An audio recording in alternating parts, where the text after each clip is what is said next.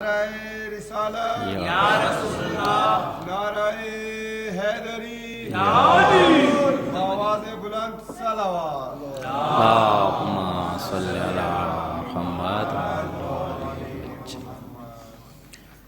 اعوذ باللہ من الشیطان الرجیم بسم اللہ الرحمن الرحیم الحمد للہ الذی تحیرت العقول والافہام فی کبریاء ذاتہ ودل علی وحدانیتہ نظام و مصنوعاتہ الصلاة والسلام وتحیت والاکرام علی اشرف المقربین وقدوۃ النبیین سیدنا و مولانا ابی القاسم محمد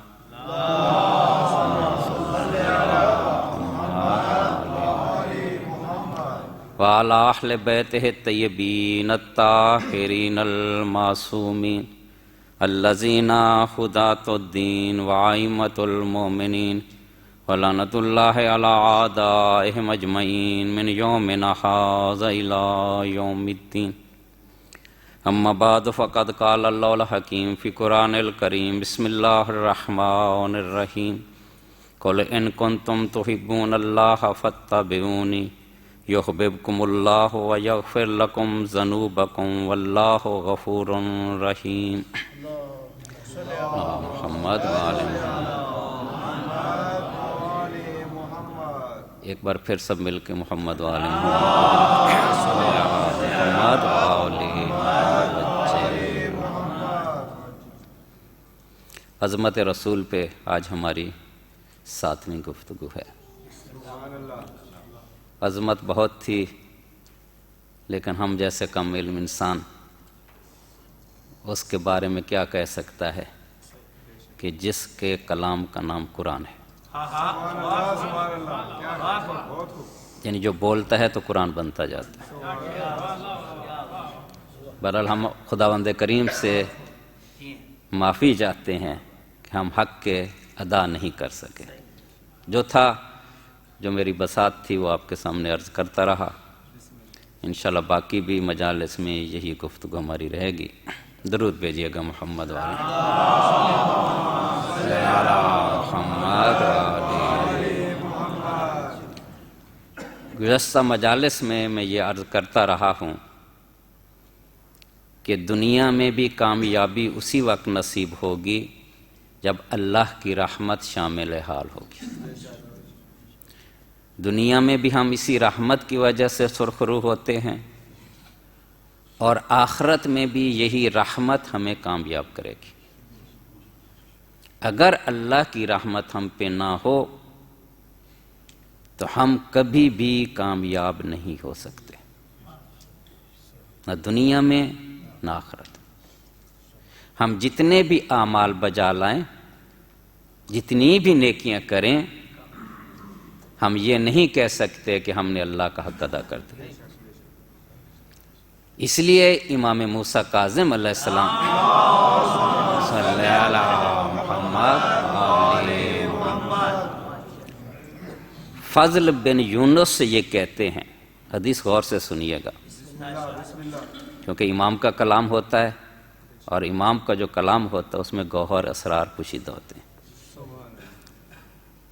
فضل بن یونس یہ کہتے ہیں کہ امام موسیٰ کاظم علیہ السلام نے مجھے کہا کہ یہ کثرت سے جملہ کہا کرو، اللہم لا تجعلنی من المعارین ولا تخرجنی من التقصیر، کہ اللہ سے یہ کہا کرو، اے پروردگار میں معارین میں سے نہ ہوں، اور میں تقصیر کرنے والا ہوں، مجھے مقصرین سے خارج نہ کرنا۔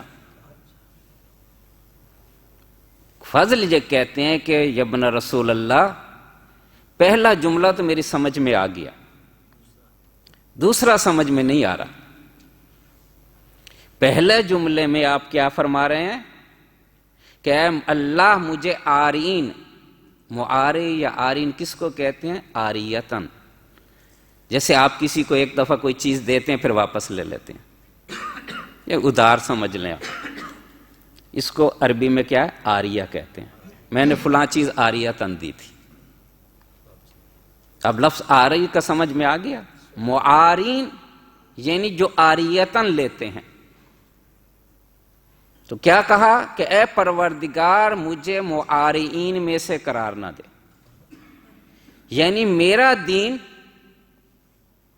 معارین نہ ہو، آریتن نہ ہو،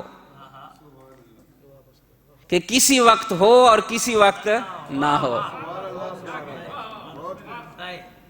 یعنی خود قرآن کریم میں اللہ یہ کہہ رہا ہے، دیکھیں یہ بڑی آپ لوگوں کے لیے خصوصاً جو میں باتیں کر رہا ہوں یہاں کے رہنے والوں کے لیے بہت مفید ہے۔ سورہ حج میں خدا یہی فرما رہا ہے وَمِنَ النَّاسِ مَن يَعْبُدُ اللَّهَ عَلَىٰ طَرْفٍ، کہ لوگوں میں سے کچھ ایسے ہیں جو اللہ کی عبادت کرتے ہیں ایک سائیڈ پہ، طرف میں، ایک کنارے پہ۔ کیا مطلب کہ ایک کنارے پہ اللہ کی عبادت کرتے ہیں؟ ان اصابہ خیر فاطمئن، جب ان کو کوئی بھلائی نظر آتی ہے تو مطمئن ہو جاتے ہیں۔ وَإِنْ أَصَابَتْهُ فِتْنَةٌ، اور جب کوئی انہیں آزمائش آتی ہے تو اپنا رخ پھیر لیتے ہیں۔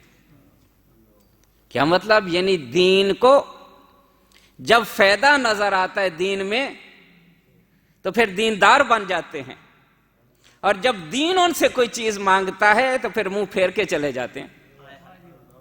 یعنی دین جب دینے لگتا ہے تو مومن بن جاتے ہیں، جب دین مانگتا ہے تو دین چھوڑ کے چلے جاتے ہیں۔ خسرت دنیا والآخرہ، یہی لوگ ہیں جو دنیا میں بھی گھاٹا اٹھاتے ہیں اور آخرت میں بھی گھاٹا اٹھاتے ہیں، اور یہ بہت بڑا گھاٹا ہے کہ نہ دنیا میں کوئی فائدہ ہوا نہ آخرت میں فائدہ ہوا۔ یہ کیسے ہوتا ہے؟ یعنی بعض اوقات جب انسان دنیاوی مفاد کو دیکھتا ہے کہ اگر میں نے دین پہ عمل کیا تو میرا یہ مفاد خطرے میں پڑ جائے گا، مجھے یہ نقصان ہوگا، تو اپنا دین چھپا لیتا ہے۔ بعض لوگ کیوں نہیں مسجدوں میں آتے یہاں؟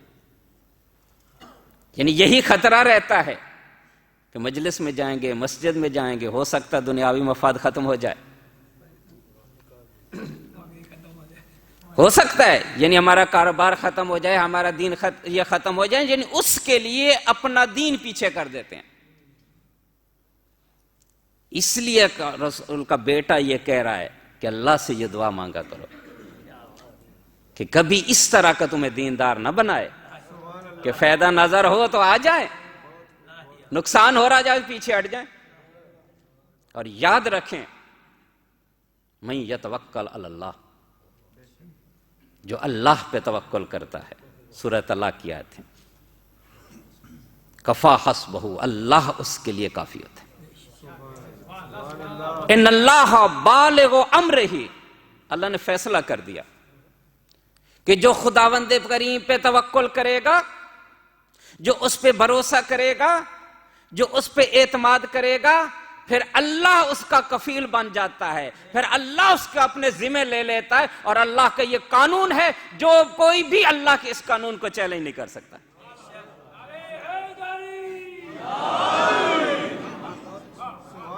اور رسول خدا یہی بات کرتے ہیں، من توکل علی اللہ، اب یہ پہلے اللہ کی نے بات کی، اب اس کا رسول کہہ رہا ہے من کفا، من توکل علی اللہ کفا معونتہ، لوگ ڈرتے ہیں نا رزق بند ہو جائے گا، رسول کیا کہہ رہا ہے؟ اللہ پہ توکل کرو، کفا معونتہ، وہ تمہارے رزق کا ذمہ لے لے گا۔ معونہ کہتے ہیں سال بھر کا جو خرچ ہوتا ہے انسان کا، اس کو معونہ بولتے ہیں۔ یعنی اللہ رسول یہ کہہ رہا ہے جو میرے اللہ پہ توکل کرتا ہے وہ اللہ پورے سال کا خرچہ اپنے ذمہ لے لیتا ہے۔ اور یہ بھی نہیں کہا کہ صرف روٹی ملے گی. اب جتنا مرضی خرچ کرو، جب تم نے اللہ پہ توکل کیا پھر دل کھول کے خرچ کرو. جو عائشہ چاہتے ہو، آشائش چاہتے ہو لے لو، کیونکہ اللہ نے ذمہ لے لیا کہ میں تیرے سال کے خرچے پورے کروں گا. اور آگے کیا کہا؟ وَيَرْزَقُهُ مِنْ حَيْثُ لَا يَحْتَسِبُ. یہ دنیا تمہارا ایک راستہ بند کرے گی، ہم تمہارے لیے ہزاروں راستے کھول دیں گے اور ایسی جگہ سے تمہیں رزق دیں گے تم سوچ بھی نہیں سکتے. ذرا توکل کر کے تو دیکھو. وَمَنْ اِنْقَطَعَ إِلَى الدُّنْيَا، اور جو اللہ کو چھوڑ کے لوگوں پہ بھروسہ کرتا ہے، وَكَّلَ اللَّهُ عَلَيْهَا، تو اللہ اس کو اسی کے حوالے کر دیتا ہے. یعنی اگر میں نے اپنے رزق کے لیے، اپنی سہولیات کے لیے، اپنے خرچے کے لیے کسی انسان پہ اعتماد کیا، اللہ کہتا ہے جا پھر جس پہ اعتماد کیا وہی تیرے پورے کرے گا. لیکن اتنا فرق یاد رکھنا کہ جو انسان کسی انسان پہ بھروسہ کرتا ہے تو وہ انسان اسی وقت تک کام دیتا ہے جب تک اس کو آپ سے مفاد رہتا ہے. جس دن مفاد ختم ہو گیا وہ رخ پھیر لے گا. لیکن اللہ یہ کہتا ہے تم میرے پاس تو آؤ، میں اپنا مفاد نہیں دیکھتا، میں تمہارا مفاد دیکھتا ہوں. تو اللہ نے کیا کہا؟ توکل کرو میں پہنچ جاؤں گا. رسول نے کہا توکل کرو رزق بے بہا ملے گا. اور امیر المومنین نے کیا کہا؟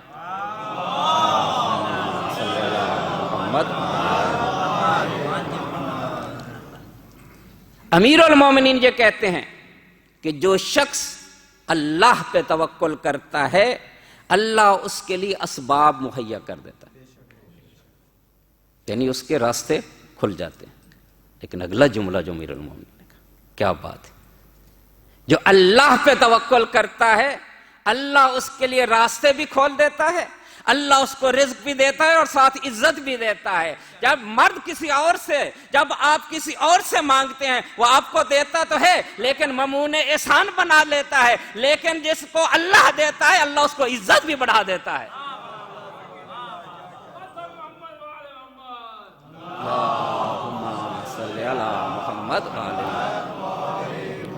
لہذا ہمیشہ خدا پہ توکل کیا کرو. امام صادق علیہ السلام کے پاس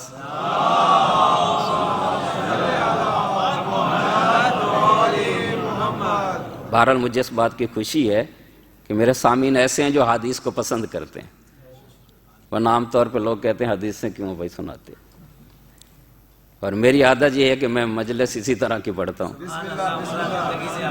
کہ یہ کالا صادق یا کالا باقر، کالا صادق کالا باقر. امام نے کیا کہا، امیر المومنین نے کیا، رسول نے کیا کہا، اپنی بات میں نہیں کرتا. امام صادق علیہ السلام کے پاس آیا،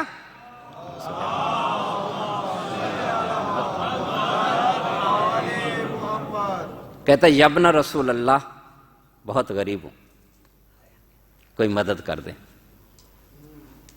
اگر امام چاہتے تو اس کو دے سکتے تھے نا، لیکن امام تو قیامت تک دیکھتا ہے نا. امام کو پتہ تھا اور بھی لوگ اس طرح آئیں گے جو ہمارے پاس جو چاہتے ہوں گے کہ ہماری بھی مدد ہو، تو ہم تو نہیں ہوں گے نا. لیکن ایسے کلیے، ایسے فارمولے دے کے جاتا امام کہ اگر نہ بھی ہم ہوئے ہمارے کلام پہ عمل کر لینا سرخ روح ہو جاؤ گے. تو امام علیہ السلام کے پاس آیا، کہتا ہے ابن رسول اللہ غریب ہوں کچھ مدد کیجئے. تو امام علیہ السلام نے فرمایا کوئی تھوڑے بہت پیسے ہیں تیرے پاس یا نہیں ہیں؟ کہتا مولا اتنے تو نہیں ہیں. کہا اتنا تو پیسے کہیں سے اکٹھا کر سکتا ہے کہ ایک ترازو خرید لے. کہتا مولا ہاں یہ ہو سکتا ہے.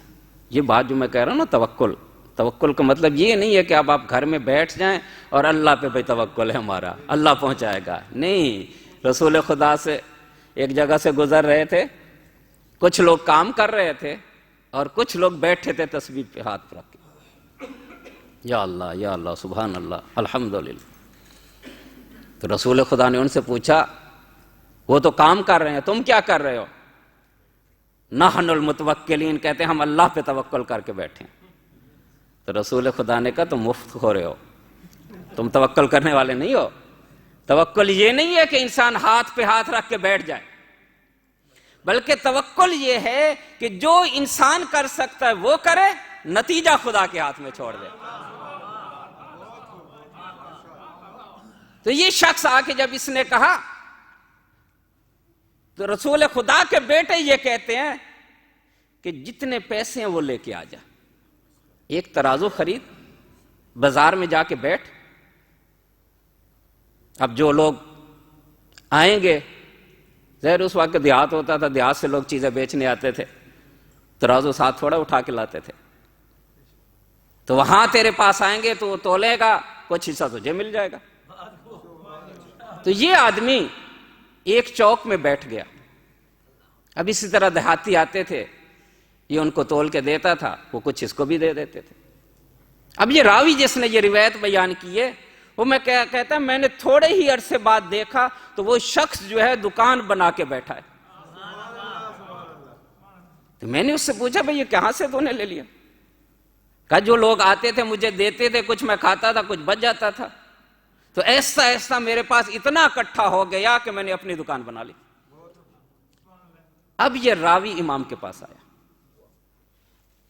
امام علیہ السلام سے یہ کہتا ہے کہ یا ابن رسول اللہ، آپ نے اس کو ترازو کا مشورہ دیا اور آپ نے کیا کیا؟ تو امام علیہ السلام نے کہا جب میں نے اس کو یہ کہا ترازو خرید کے چلا جا اور اس نے میری بات مان لی اور وہ چلا گیا، تو میں نے بارگاہ الہی میں عرض کیا پروردگار جو وہ کر سکتا تھا وہ اس نے کر دیا، باقی تو کر سکتا ہے تو کر دے.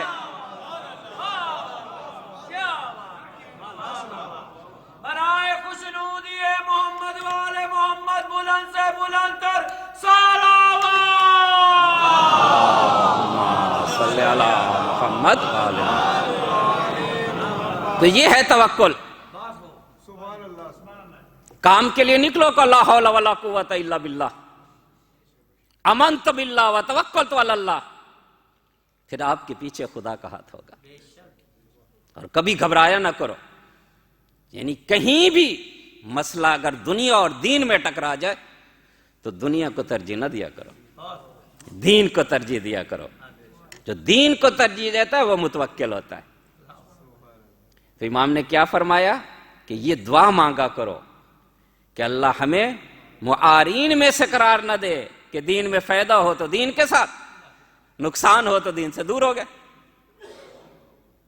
دوسرا جملہ کہتا ہے یہ جملہ تو مجھے سمجھ میں آ گیا، لیکن دوسرا جملہ مجھے سمجھ میں نہیں آ رہا کہ کیا کہہ رہا ہے؟ اللہم لا تخرجنی من التقصیر، پروردگارہ مجھے تقصیر سے خارج نہ کر.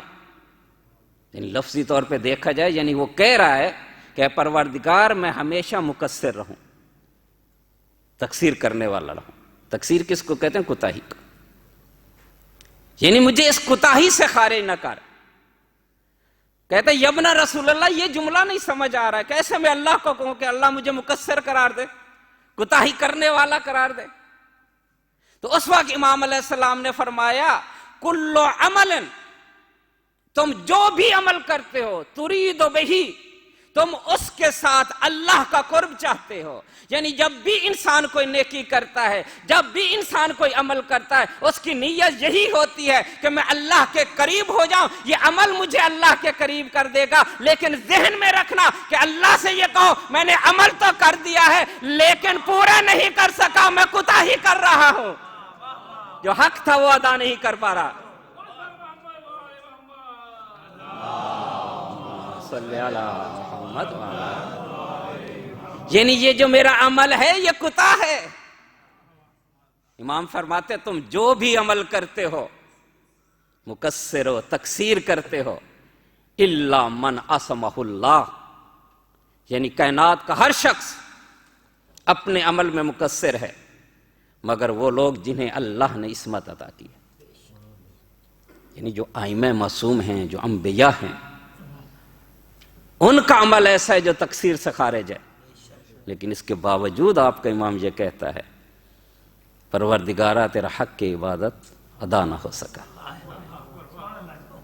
جب زین العابدین جو اب دین کی زینت ہے وہ یہ کہتا ہے میں نے حق کی عبادت ادا نہ کیا، تو میں اور آپ کیسے کہہ سکتے ہیں کہ ہم نے عبادت کر دی؟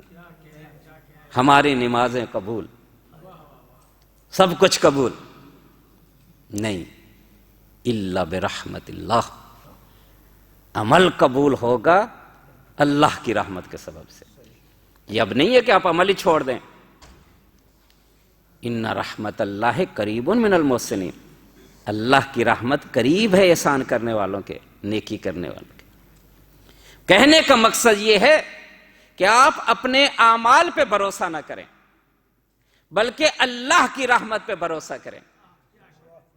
اس دن میں نے آیت پڑھی، ابھی مکمل نہیں ہوئی، اللہ کی رحمت بہت وسیع ہے، رحمتی وسعت کل شیء، یہ میری رحمت جو ہے پوری کائنات پہ چھائی ہوئی ہے، لیکن جو رحمت خاصہ ہے فَسَأَكْتُبُهَا، یعنی ابھی کائنات میں پوری طرح چھائی ہوئی ہے میری رحمت، لیکن یہ رحمت جب آخرت میں آئے گی سب کے لیے نہیں ہوگی۔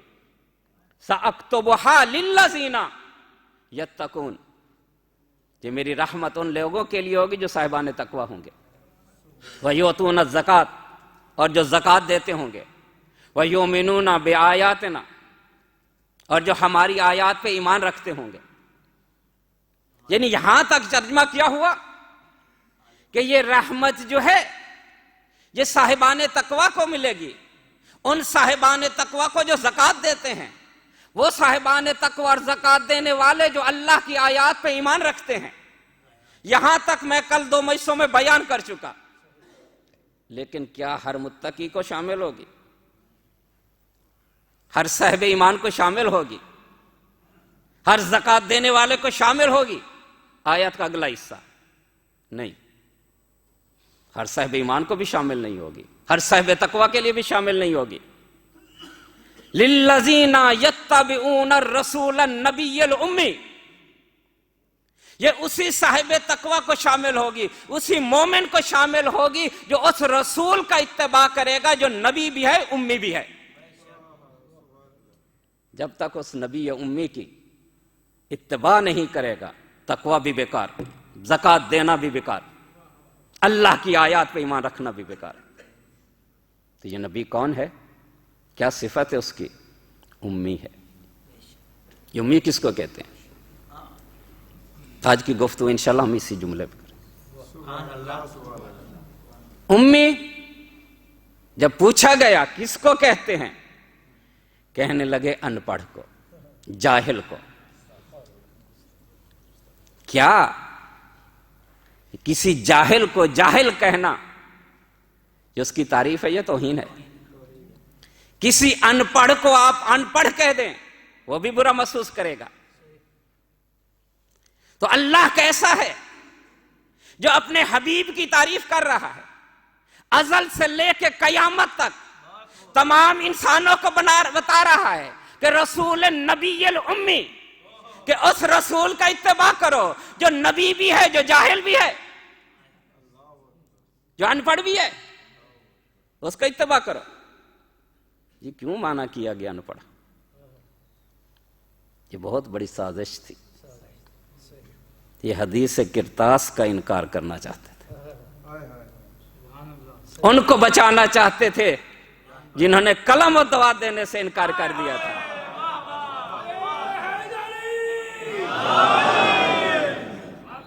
کہ جب ہم یہ معنی کریں گے، ہم کہیں گے قرآن کہہ رہا ہے نبی امی ہے، نبی پڑھنا نہیں جاتا، نبی لکھنا نہیں جانتا، جب وہ پڑھنا ہی نہیں جاتا وہ قلم دوات کس لیے مانگ رہا ہے؟ لہذا یہ صحیح نہیں ہے۔ تو یہ معنی اس لیے کیا گیا، بھئی جو پڑھنا نہیں جاتا وہ آیا کیوں؟ اللہ تو یہ کہتا ہے یہ پڑھانے آیا ہے۔ لَقَدْ مَنَّ اللَّهُ عَلَى الْمُؤْمِنِينَ اِذْ بَعَثَ فِيهِمْ رَسُولًا، کہ اللہ کا یہ احسان ہے کہ اس نے مومنین پہ اپنا رسول بھیجا۔ کیوں بھیجا؟ یتلو علیہم آیاتہ ویزکیہم، کہ یہ اللہ کے احکام بیان کرے گا. جب لوگ اللہ کے احکام پہ عمل کر لیں گے یزکیہم تب بھی وہ پاک نہیں ہوں گے، یعنی عمل کرتے بھی رہے پاک نہیں ہوں گے، یہ میرا رسول ان کو پاک کرے گا. یعنی اگر عمل کے بعد اس رسول سے محبت کریں گے تو یہ پاک کر دے گا. وَيُزَكِّيهِمْ وَيُعَلِّمُهُمُ الْكِتَابَ وَالْحِكْمَةَ، اور یہ آیا ہے تاکہ کتاب کی تعلیم دے، حکمت کی تعلیم دے. یہ کتاب کیا ہے؟ الکتاب ہے. کیا کتاب سے مراد قرآن ہے؟ کتاب یعنی جو بھی اللہ کی طرف سے علم آیا ہے ازل سے لے کے قیامت تک، جو بھی علم آئے گا اس کو کتاب کہیں گے. ایسے نہیں کہہ رہا، قرآن میں ہے قال من عنده علم من الکتاب. بھئی ابھی تو قرآن نہیں آیا نا. جب سلیمان نے کہ کہا کہ یہ تخت کون لائے گا تو قال من عنده علم من الکتاب، تو جس کے پاس کتاب کا تھوڑا سا علم تھا اس نے کہا میں اتنی جلدی لے کے آؤں گا کہ ابھی آنکھ نہیں جھپکے گی تخت حاضر ہو جائے گا. اور امام صادق اس جملے میں کہتے ہیں کہ آصف بن برخیہ نے تو کہا تھا من عنده علم من الکتاب، کہ من جو تمیز کے لیے آتے ہیں تھوڑا سا. اور یہ رسول کیا کر رہا ہے؟ الکتاب یعنی کل الکتاب، یعنی یہ کل کتاب کا آپ کو علم دے دے گا اور تمہیں حکمت کا بھی علم دے گا. یعنی اتنا علم دیا جو لوگ پاکیزہ ہو گئے، اتنا علم دیا کہ اس کا شاگرد منبر پہ بیٹھ کے یہ کہہ رہا ہے سلونی سلونی قبل ان تفقدونی، آؤ مجھ سے پوچھو میں تمہیں بتاتا ہوں. یا برائے خوشنودی خطیب منبر سلونی علی علیہ السلام صلوات. اللہم صلی علی محمد وآل محمد. یہ اسی کا پڑھایا ہوا علم تھا کہ اگر میرے لیے مسند خلافت مسند علم بچھا دی جائے تو میں ان کو اسی کتاب سے جواب دوں گا جس کتاب کو وہ مانتے ہیں. لو ثبت لی الوسادہ، اگر میرے لیے یہ مسند علم بچھا دی جائے تو میں تورات والوں کو تورات سے جواب دوں گا، زبور والوں کو زبور سے جواب دوں گا، فرقان والوں کو فرقان سے جواب دوں گا. حتیٰ ینطقو کلو کتابن، یہاں بھی امیر المومنین نے کہہ دیا کلو کتابن، کہ ہر کتاب پکار کے کہے گی کہ جو علی کہہ رہا ہے وہی سچ ہے. تو کیا کہا؟ سلونی سلونی، آؤ مجھ سے پوچھو. یہ جملہ یاد رکھنا آگے کام آئے گا. میں آسمانوں کے راستوں کو بھی بہتر جانتا ہوں. یعنی صرف زمین کی باتیں نہیں پوچھو، آسمان کی باتیں بھی پوچھ سکتے ہو مجھ سے. یہ بھی پوچھ سکتے ہو کہ جبرائیل کیا کر رہا ہے، یہ بھی پوچھ سکتے ہو میکائیل کیا کر رہا ہے، یہ بھی پوچھ سکتے ہو جنت کس طرح کی ہے، یہ بھی پوچھ سکتے ہو کہ عرش کب بنا تھا، اس کو بنانے والا کیسا تھا، کس کے صدقے میں بنایا گیا. میں سب تمہیں بتاؤں گا، لیکن زمین والوں نے تو نہ پوچھا. بھائی یہی پوچھتے رہے ہمارے سر کے بال کتنے ہیں، آج ہم نے کیا کھایا ہے. لیکن آسمان والے نے پوچھ لیا تاکہ یہ پتہ چل جائے کہ علی نے جو دعویٰ کیا سچا ہے. یہ جبریل تو خادم ہے، آ کے بیٹھا ہے. یا امیر المومنین، جبرائیل اس وقت کہاں ہے؟ امام نے آسمان کی طرف دیکھا، زمین کی طرف. انت جبریل، تو ہی جبرائیل. وہ چلے گئے. لوگوں نے پوچھا آپ کو کیسے پتا چلا؟ کہ میں نے آسمان کی طرف نگاہ دی، میں نے تحت الثری کی طرف دیکھا، میں نے مشرق کی طرف دیکھا، مغرب کی طرف دیکھا، مجھے جبرائیل کہیں نظر نہیں آیا تو میں نے کہہ دیا جو سامنے بیٹھا یہی جبرائیل ہے. یہ جبرائیل آیا اسی لیے تھا تاکہ لوگوں کو پتا چلے علی جو دعویٰ کرتا ہے اس پہ بتا بھی سکتا ہے.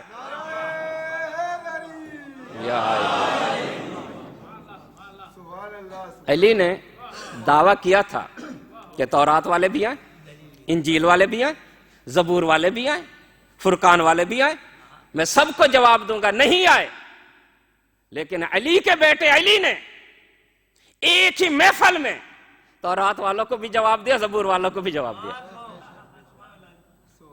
حسن محمد بن حسن نوفلی امام رضا علیہ السلام کے صحابی. محمد. کہتے ہم امام کی خدمت میں بیٹھے ہوئے تھے تو یاسر جو امام کے خادم ہیں وہ مامون رشید کا پیغام لائے کہ میرے پاس اہل ادیان جمع ہیں اور ہم چاہتے ہیں آپ بھی تشریف لائیں تاکہ آپ کے علم سے بھی ہم فائدہ اٹھائیں. یہ مامون رشید اکثر مناظرے کرواتا تھا امام سے. اس کی یہ نیت نہیں ہوتی تھی کیونکہ وہ قتل کی کوئی نہ کوئی بہانہ ڈھونڈنا چاہتا تھا کہ امام وہ ہے جو کہتا ہے مجھے علم ہے ہر چیز کا.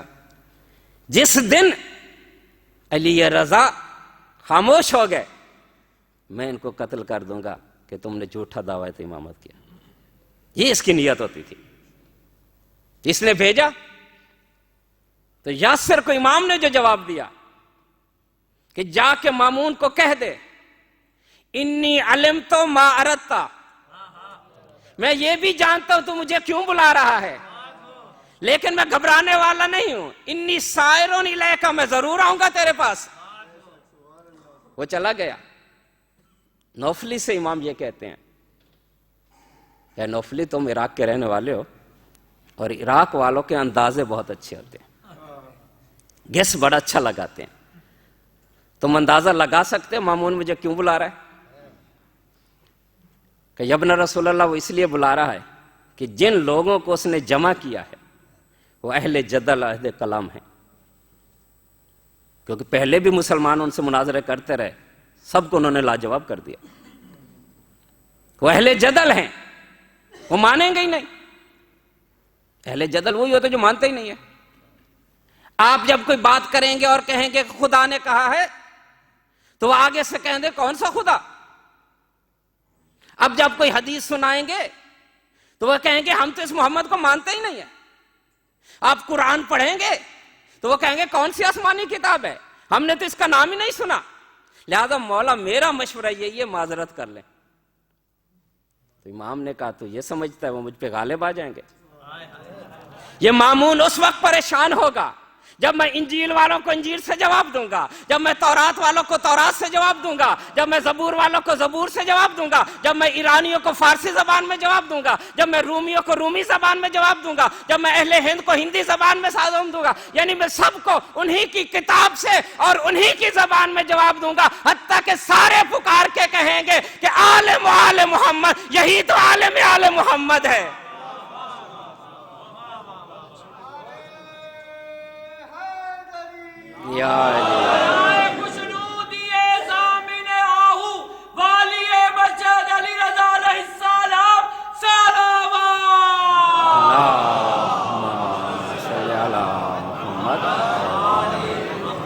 تو امام گئے، امام نے جواب دیے ہر ایک کو.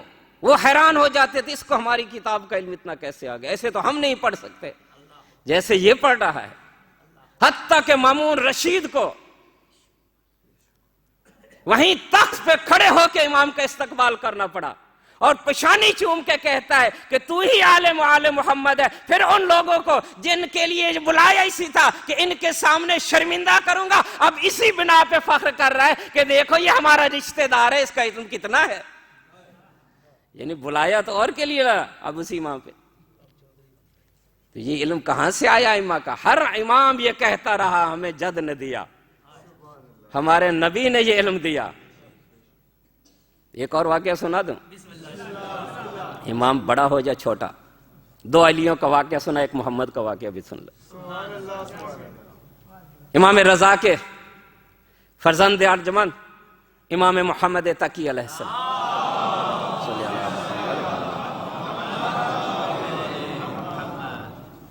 بغداد کے راستے میں کھڑے ہیں، بچے کھیل رہے ہیں. مامون کی سواری گزری. حدیث پوری سنیے گا واقعہ. سارے بھاگ گئے، حیدر اقرار کا پوتا کھڑا رہا. اس نے پوچھا تو کیوں نہیں گیا؟ امام نے کیا جواب دیا؟ دیکھو ان عبرت حاصل کیا کرو، ان واقعات سے اپنے لیے سبق حاصل کرو. امام نے کیا کہا؟ مالی ذنبن افرو، کیا میں گناہ گار ہوں جو یہاں سے بھاگ جاؤں؟ کیا میں مجرم ہوں جو یہاں سے بھاگ جاؤں؟ یعنی امام بتانا یہ چاہتے ہیں جب بھی کوئی حق کے راستے سے بھاگتا وہ مجرم ہوتا ہے.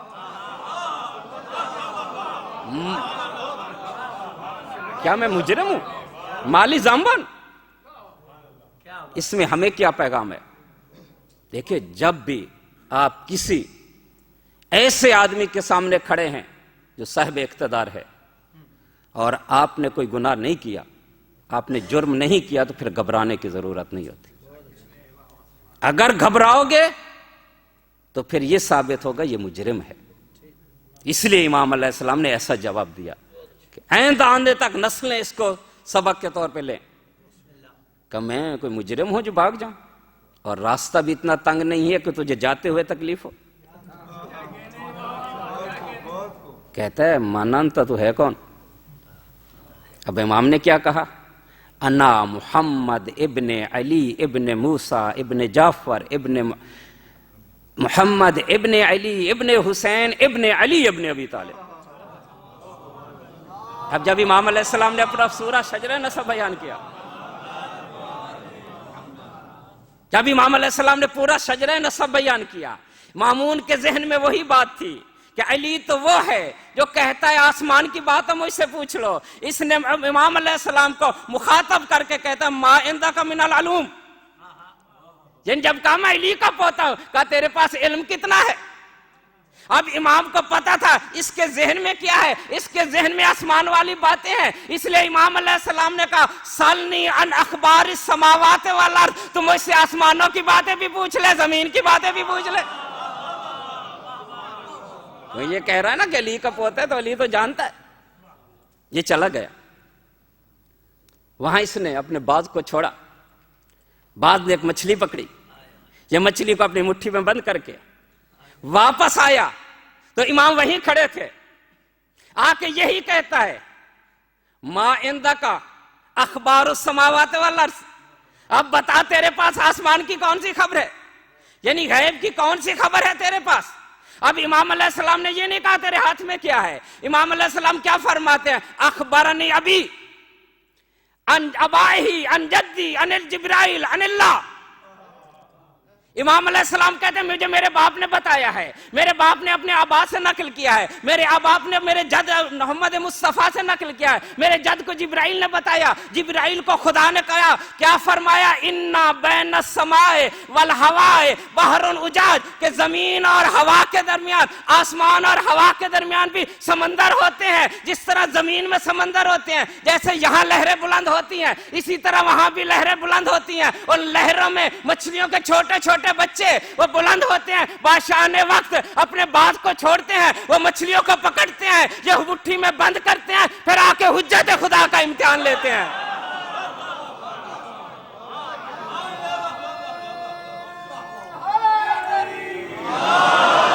برائے خوشنودی آقا مولا محمد تقی جواد ابن علی رضا علیہ السلام صلوات.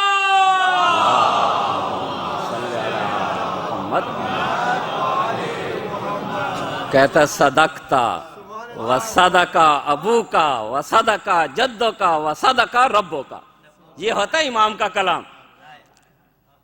یہ جو انکار کرتے تھے خود کہہ رہا ہے کہ تو بھی سچا، تیرا باپ بھی سچا، تیرے آبا بھی سچے، تیرا نانا بھی سچا، تیرا خدا بھی سچا.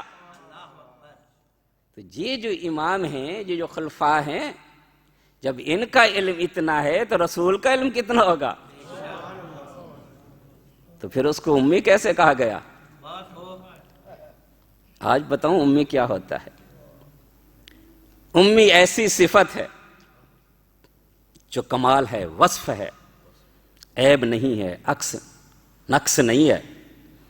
یہ ایسی صفت ہے جو پوری کائنات میں فقط رسول خدا کو نصیب ہوئی. آدم نبی بھی تھے، صفی اللہ بھی تھے، نوح نبی بھی تھے، نجی اللہ بھی تھے، موسیٰ کلیم بھی تھے، نبی بھی تھے، ابراہیم نبی بھی تھے، رسول بھی تھے، امام بھی تھے، خلیل بھی تھے. لیکن کسی نبی کو امی نہیں کہا گیا. یہ امی فقط ہمارے نبی کو کہا گیا.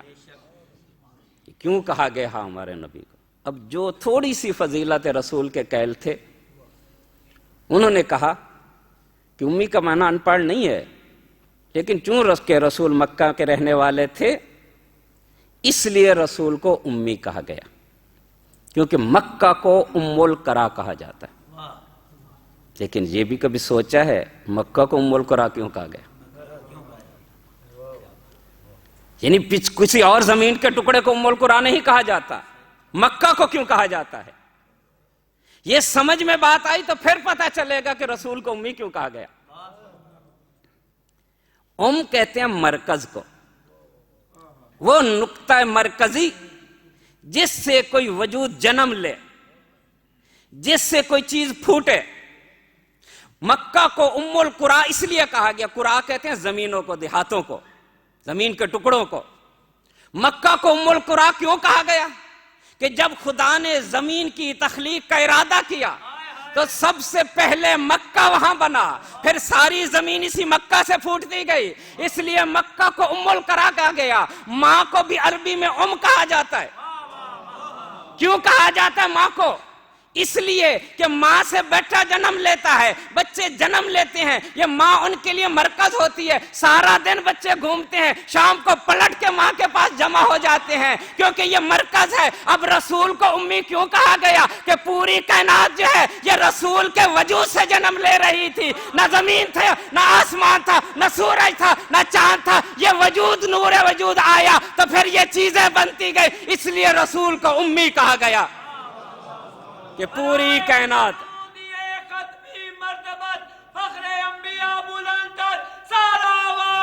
اللہم صلی علی محمد وعلی کہ پوری کائنات گھومتی ہے اس رسول کے گرد۔ اگر یہ رسول نہ ہوتا تو کائنات نہ ہوتی۔ یہ ہے، یہ مرکز ہے۔ لیکن یہی جو مرکز کائنات ہے، جو کائنات ہے، اپنی بیٹی کو یہ کہتا ہے، اے فاطمہ انت ام ابیہا، تو اپنے باپ کی بھی ہے، تو اپنے باپ کی بھی ہے۔ یعنی کیوں کہا گیا؟ کیا بیٹی سمجھ کے کہا؟ بس یوں سمجھیں کہ جس کے گرد حیات کائنات گھومتی ہے اس کو رسول کہتے ہیں، اور جس کے گرد حیات رسول گھومتی ہے اس کو بطول کہتے ہیں۔ انت ام ابیہا۔ برائے خوشنودیے مادر حسنین بلند تر صلوات۔ اللہم صلی علی محمد۔ یہ لفاظی نہیں ہے، یہ حقیقت ہے۔ حدیث قصہ میں خدا کیا کہتا ہے؟ یہ جو رسول خدا فاطمہ کو دے کے اٹھتے تھے، یہ امیر المومنین اتنی تحریم کرتے تھے، یہ کس بنا پہ؟ کہ مرکز ولایت فاطمہ ہے، کہ نبیوں کو ولایت ملی تو فاطمہ سے، نبی اماموں کو امامت ملی تو فاطمہ سے، یہ مرکز ولایت ہے۔ اس لیے جب اللہ تعالیٰ نے جبرائیل کے سامنے یہ جملہ کہا، یا سکان السماوات والارض ما خلقت سماء مبنیتا ولا ارضا مدحیتا ولا فلکا یدور فلا بحر یجری فلا فلک یسری الا فی محبت ہؤلاء خمسۃ الذین ہم تحت الکساء، کہ نہ آسمان کو بنایا نہ زمین کو بنایا مگر سب کو کس کے وجہ سے؟ ان پنج تن پاک کے صدقے میں جو عصا کے نیچے ہیں۔ منہم، پروردگارہ وہ کون ہے؟ تو اللہ نے کس کا نام لیا؟ کس کو مرکز بنایا اللہ نے؟ کہم فاطمہ تو و ابوہا و بالوہا و بنوہا۔ اللہ نے بھی فاطمہ کو مرکز بنا دیا۔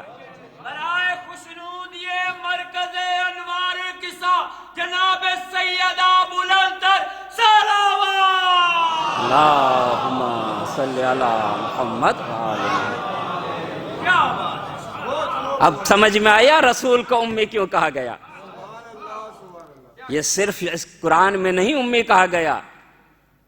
آیات کا اگلا حصہ، یجدونہ مکتوبا عندہم فی التوراۃ والانجیل، یہ وہ رسول ہے جس کا تذکرہ انجیل میں بھی ہے، تورات میں بھی ہے۔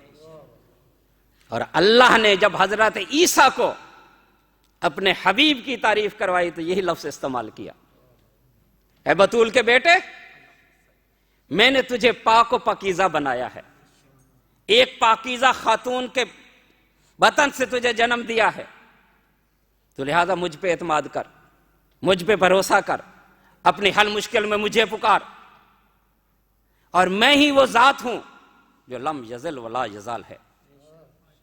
وَصَدَقُ النَّبِيَّ الْأُمِّي، یعنی اپنے حواریوں کو، اپنے ساتھیوں کو پہلے میری توحید کے متعلق بتانا، جب وہ توحید کا اقرار کر لے تو پھر انہیں کہنا صدق النبی المی، نبی امی کی تصدیق کرو۔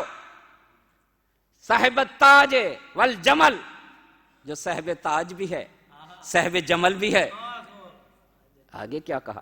متعدد نکاح کرے گا، ذا نسل قلیل، شادیاں زیادہ کرے گا، اولاد تھوڑی ہوگی۔ انما نسلہ من المبارکہ، اس کی نسل ایک مبارک خاتون سے چلے گی۔ کون سی مبارک خاتون؟ لہا بیتن فی الجنہ، جس کا جنت میں ایک گھر ہوگا، اس کی نسل سے چلے گی اس کی نسل۔ پھر جو بھی جنت میں جائے گا اس کا گھر ہوگا یا نہیں؟ وعد اللہ المومنین والمومنات جنات تجری من تحتها الانہار خالدین فیہا ومساکن طیبہ فی جنات عدن، کہ اللہ کا یہ وعدہ ہے آپ لوگوں سے کہ ایسی جنتیں دے گا جسم کے نیچے نہریں بہ رہی ہوں گی، ومساکن طیبہ، وہاں آپ کے پاکیزہ گھر ہوں گے۔ تو پھر اللہ یہاں کیوں کہہ رہا ہے؟ یہ کوئی نئی بات ہے کہ لہا فی الجنہ بیتن، کہ اس کے لیے جنت میں ایک گھر ہوگا۔ جب امام جعفر صادق علیہ السلام سے یہ پوچھا گیا،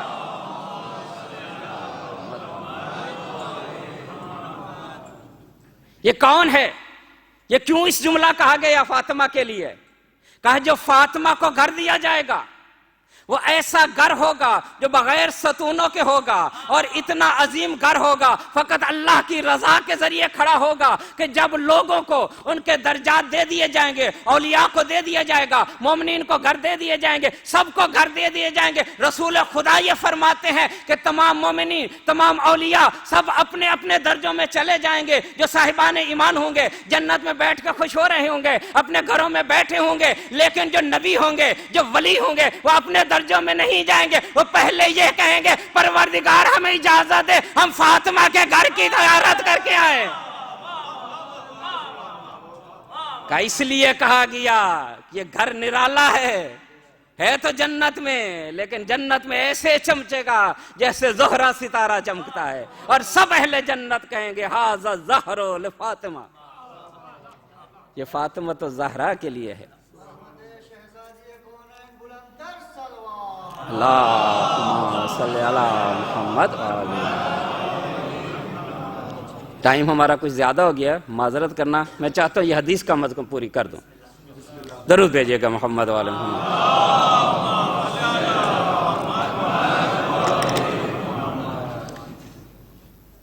کہ صدقوا نبی الامی ذا نسل القلیل انما نسلہ من المبارکہ طوبی لمن ادرک زمانہ وشاہد مکانہ۔ اے عیسیٰ، طوبیٰ ہے اس کے لیے جو اس کے زمانے کو در کر لے گا، جو اس کی گواہی دے گا۔ کلامہ قرآن و دینہ اسلام، یہ نبی امی کون ہے؟ جس کی گفتگو کا نام قرآن ہے، جس کے دین کا نام اسلام ہے۔ یعنی یہ نہیں کہا کہ قرآن پڑھے گا، بلکہ یہ کہا قرآن کلام ہو، قرآن یہ بولتا جائے گا، قرآن بنتا جائے گا۔ توبہ ہے اس کے لیے جو اس نبی کی تصدیق کرے گا۔ پھر اللہ نے توبہ کی تعریفیں شروع کر دی، اتنی تعریفیں کی اللہ نے توبہ کی کہ حضرت عیسیٰ یہ کہنے لگے پروردگارا اس توبہ سے مجھے بھی کھلا دے۔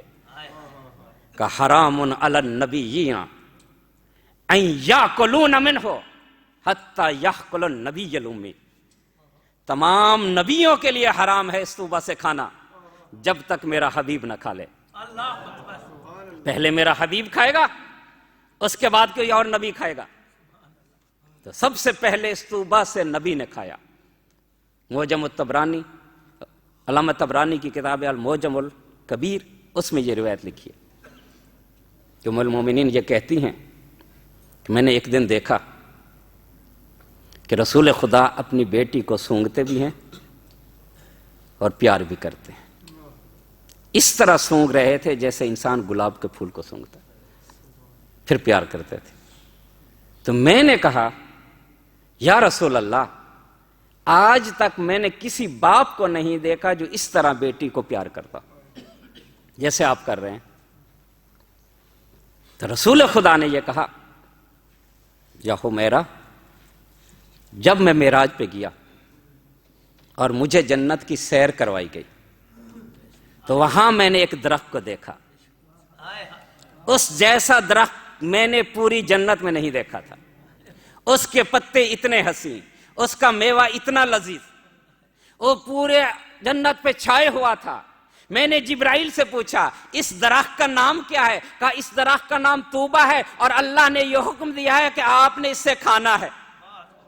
تو رسول خدا کہتے ہیں میں نے اس کا میوہ کھایا، اس میوے سے ایک مادہ پیدا ہوا، وہ پادا جب میں نیچے آیا تو خدیجہ کے رحم میں منتقل ہوا، پھر فاطمہ کی شکل میں باہر آیا۔ اب جب بھی مجھے جنت کی خوشبو محسوس کرنی ہو، جب بھی مجھے جنت کا اشتیاق ہوتا ہے، میں فاطمہ کو سونگ لیتا ہوں، مجھے جنت کی خوشبو بھول جاتی ہے۔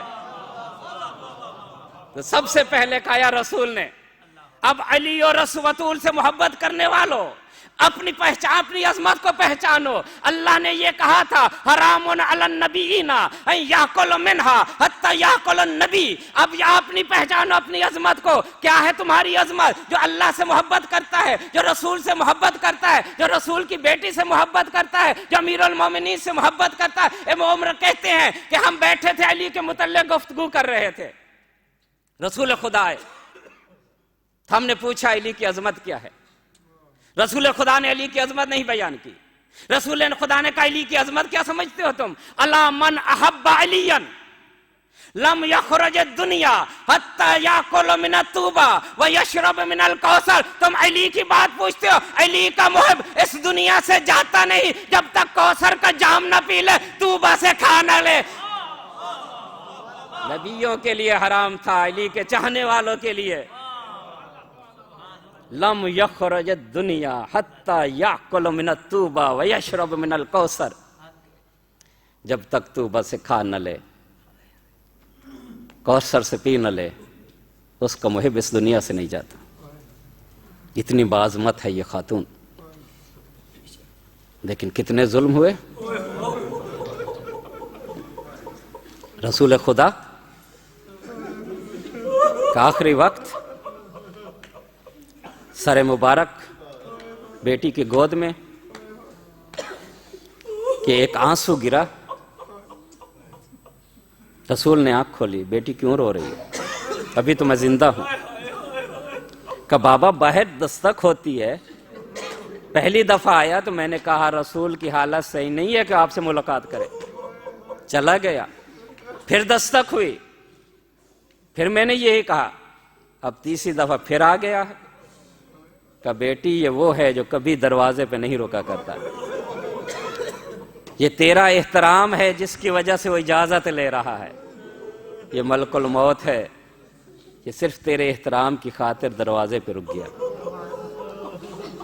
کیا گزری ہوگی فاطمہ پہ جب دروازے کے پیچھے کھڑی ہے اور مسلمان پرسہ دے رہے ہیں۔ میں کہتا ہوں اگر اس وقت بنت رسول کو دربار میں آنے پہ مجبور نہ کیا جاتا تو آج ابن زیاد کو یہ جرات نہ ہوتی فاطمہ کی بیٹی کو بلانے کی۔ یہ کربلا کی اینٹ وہیں رکھ دی گئی تھی۔ عزادارو، یہ بی بی اتنی باحیا اور باشرم تھی کہ یحییٰ وارثی مدینے میں آپ کا ہمسایہ تھا۔ کہتا 15 سال سے ہم جس گھر میں رہ رہے تھے اس گھر کی دیوار جڑی ہوئی تھی اس گھر کے ساتھ جس میں علی کی بیٹی زینب رہتی تھی۔ ماں سمیت صوتن، 15 سال ہو گئے میں نے زینب کی آواز نہیں سنی۔ نہ کبھی میں نے اس کو گھر سے باہر نکلتے ہوئے دیکھا۔ ایک دن مولا وہاں سے نکلے گھر سے، میں نے کہا یا امیر المومنین ایک سوال پوچھنا چاہتا ہوں۔ کہا پوچھو۔ کہا اینا بنتک الکبریٰ، اینا تسکن بنتک الکبریٰ، مولا آپ کی بڑی بیٹی کہاں رہتی ہے؟ مولا کو ایک دفعہ غصہ آیا، کہا تو کیوں پوچھ رہا، تیرے ہمسائے میں تو رہتی ہے۔ کہ مولا اگر کتنی بھی پردے دار خاتون ہو، گھر میں کبھی کسی بچے سے تو بولے گی، کسی کنیز سے تو بولے گی، کبھی تو گھر سے باہر قدم رکھے گی۔ مجھے 15 سال ہو گئے، میں نے آج تک نہ بی بی کی آواز سنی ہے، نہ باہر جاتے ہوئے دیکھا ہے۔ اتنی باحیا خاتون نہ جانے کوفہ کے دربار میں کیسے آئی۔ عزادارو، یہ بی بی 3 دفعہ گھر سے باہر آئی ہے۔ اس بی بی پہ بڑے بڑے مصائب گزرے ہیں، بی بی گھر سے باہر نہیں نکلی۔ کوفہ میں یہ آواز بلند ہوئی تھی، قد قتل امیر المومنین۔ جب یہ آواز بلند ہوئی تھی، ہر گھر سے بوڑھے بھی نکلے، جوان بھی نکلے، مرد بھی نکلے، عورتیں بھی نکلی، لیکن یہ بی بی باہر نہ نکلی۔ دروازے تک آتی تھی، پھر پلٹ جاتی تھی، پھر آتی تھی، پھر پلٹ جاتی تھی، کہ غیرت گوارا نہیں کرتی کہ قدم باہر رکھوں۔ حسن کے جنازے پہ تیر چلے، بی بی باہر نہیں آئی۔ عزادارو، بی بی باہر کب آئی؟ جب علی اکبر نے یہ آواز دی، سلام میرا بابا، میرا سلام آخر قبول کرو۔ بس جب یہ آواز آئی، امام حسین دوڑے کے ایک دفعہ گر گئے، کہا بیٹا مجھے نظر نہیں آ رہا، بیٹا کہاں گرے ہو؟ اب بی بی نے دیکھا جو حسین کی حالت ہے، اگر اس نے لاش اکبر کو دیکھ لیا تو اس کی روح پرواز کر جائے گی۔ بس بی بی نے خیام سے باہر قدم رکھا، حسین سے پہلے اکبر کے لاشے پہ پہنچی۔ اب حسین نے زینب کو دیکھا، حسین میں قوت آئی، کہا اے زینب میرے جیتے جی باہر آ گئی۔ یہ پہلا موقع۔ دوسرا موقع کب؟ جب یہ آواز گونجی، قد قتل حسین بے کربلا، قد ذبح الحسین بے کربلا، لوگوں حسین مارا گیا، ایک غریب قتل کر دیا گیا، ایک پردیسی قتل کر دیا گیا۔ اس وقت زینب باہر آئی اور یہ جملہ کہا هل فیکم مسلم، کیا تم میں کوئی مسلمان نہیں ہے؟ لیکن تیسری دفعہ بی بی خود نہیں آئی، بی بی کو گھر سے نکالا گیا، خیموں کو آگ لگی، بی بی کبھی ایک خیمے میں کبھی دوسرے خیمے میں، جب کوئی خیمہ نہیں بچا تو بی بی باہر آئی۔ بس عزادار آپ کی زحمت تمام کی میں نے۔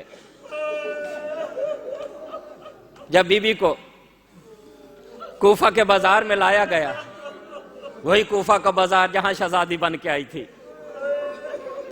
اتنی بھیڑ کا کارواں کو روک لو، ابھی دربار سجایا جائے گا۔ جب بی بی نے بھیڑ دیکھی اور یہ صدا سنی کہ ابھی دربار سجایا جا رہا ہے، تو بی بی نے فضہ سے کہا، اما فضہ شمر سے کہو کہ یا ہمیں چادریں دے دو یا ہمارے ہاتھ کھول دو تاکہ ہم ہاتھوں سے اپنے منہ کا پردہ بنا لیں۔ تو جب فضہ نے شمر ملعون سے جا کے کہا تو شمر ملعون یہ کہتا ہے اپنی مرشدزادی سے کہہ دے اس وقت تو شہزادی بن کے نہیں آ رہی، اس وقت تو ابن زیاد کی قیدن ہے، ہم جیسے چاہیں گے تجھے دربار میں بھی لے جائیں گے، جس راستے سے چاہیں گے بازار میں بھی لے جائیں گے، تو اب شہزادی نہیں ہے، ہماری قیدن ہے۔ یہ جملہ سننا تھا، علی کی بیٹی کو جلال آیا، کا فضا کہہ دے شمر سے علی کی بیٹی نہیں جائے گی، نہیں جائے گی دربار میں جہاں کمینے ہوں گے، جہاں بدماش ہوں گے۔ بس یہ کہنا تھا۔ شمر ملون تازیانہ لے کے سید سجاد کے پاس پہنچا، کہا سید سجاد پھپھی سے کہہ دو، وگرنہ یہ تازیانہ دیکھ رہے ہو۔ سید سجاد آئے اپنی پھپھی کے پاس، کہا اماں بازار میں جانا ہوگا، کہا بیٹا میں علی کی بیٹی ہوں، میرا سر ننگا ہے، وہاں بدماش ہے، میں کیسے جاؤں؟ بھائی یہ کہا، شمر ملون نے تازیانہ اٹھایا۔ اب بی بی نے کیا دیکھا؟ امام حسین کی طرح آنکھوں سے آنسو ہے۔ بی بی نے کہا بھیا کیوں روتا ہے؟ کہا علی اکبر یاد آ گیا، کیا عباس یاد آ گیا؟ لب مبارک سے آواز آئی، اے بہن زینب اگر تو نہ گئی میری قربانیاں ضائع ہو جائیں گی۔ اے بہن زینب اگر تو نے قدم نہ بڑھایا میرا سید سجاد یہی شہید ہو جائے گا۔ بس بی بی نے کہا اے بیٹے شمر سے کہہ دے جس طرف سے لے جانا چاہتا ہے لے جائے۔ اب زینب انکار نہیں کرے گی، زینب وہیں سے جائے گی جہاں سے تم لے جاؤ گے۔ سیعلم الذی ظلموا ای منقلب ینقلبون۔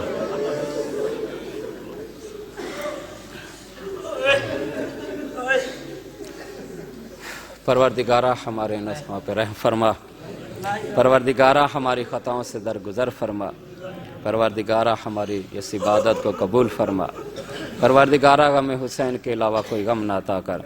یا اللہ محمد و آل محمد کا واسطہ جو مومنین پریشان ہیں ان کی پریشانیوں کو دور فرما، جو مومنین بے اولاد ہیں ان کو اولاد نرینہ عطا فرما، پروردگارہ جو بے روزگار ہیں ان کو روزگار عطا فرما، جو مومنین مریض ہیں خصوصاً ایک بچی زینب اس کو ڈاکٹر نے جہاں جواب دے دیا، پروردگارہ تو جو واسطہ محمد و آل محمد کا تمام بیماروں کو شفا عطا فرما۔ یا اللہ محمد و آل محمد کا واسطہ شیعان حیدر قرار جہاں کہیں بھی ان کی جان مال عزت آبرو کی حفاظت فرما۔ یا اللہ محمد و آل محمد کا واسطہ ہمارے والدین کی خطاؤں سے درگزر فرما، انہیں عالین میں جگہ عطا فرما، محمد و آل محمد کے ساتھ مشہور فرما۔ یا اللہ محمد و آل محمد کا واسطہ امام زمانہ کے ظہور میں تاجیل فرما اور ہمیں ان کے انصار و اوان میں سے قرار دے، بحق محمد و آل الاطہار۔ اللہم صلی علی محمد و آل